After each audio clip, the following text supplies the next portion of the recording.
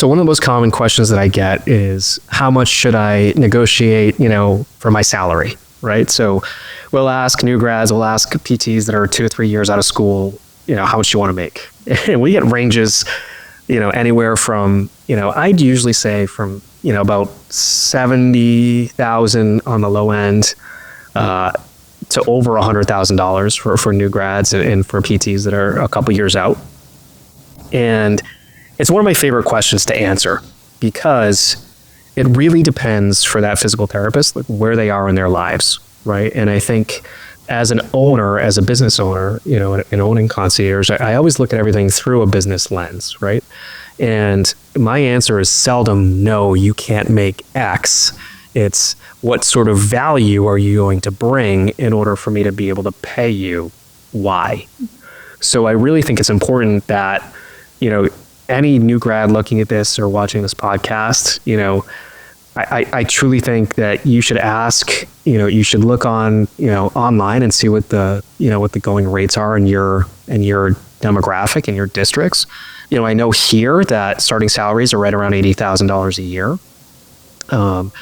We're offering some continuing ed bonuses, which is great because the federal government now subsidizes, at least until the end of 2025, some student loan reimbursement. So it's, you can offer it before taxes as a reimbursement, which if, a new grad has never worked a job before, a lot of your paycheck goes to taxes. So what's nice about a student loan reimbursement is that it hits your check pre-tax. So you have to use that money to pay your student loans, but it's not taxed, which is nice.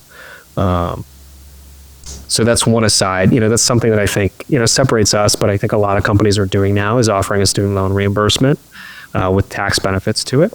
A question that I commonly get is, well, I want to raise, or, they'll come back, a new grad will say, hey, listen, I want to make $80,000 a year, or, I'll offer $80,000 a year, because that's a typical starting offer for a new grad PT, or $75,000. I forget what it is. It's been a little while. We'll offer $75,000 or $80,000, and they'll come back and say, well, I want $85,000 or $90,000, right? And it doesn't happen often, but it happens every once in a while. And I say, well, let's talk about that, right? Because, from a business perspective, a new grad PT should really, or really any PT should earn you about, the cost should be about 33% of what they're making gross for the business. So, and that's a number not necessarily that's important to reverse engineer for a new grad PT, but to understand that when you ask for a significantly higher rate than what the going rate is for a new grad, there are going to be significantly higher expectations. So when we offer a new grad PT $75,000, our expectations are that new grad PT see 50 visits a week, 55 visits a week, and work up to the number that's our expectation, which is 60 visits a week. Right? So, which I think is totally attainable. That's 12 patients a day. I feel as though that's a great way to start with new grads, because at that salary, there's not a ton of pressure, or a ton of risk on the business, because we can give you time. We can give you the doc blocks that you need. We can give you the hour-long treatments to start, to really get your feet wet and to learn the craft, right? No new grad PT is going to come in and understand exactly how to be a physical therapist on day one.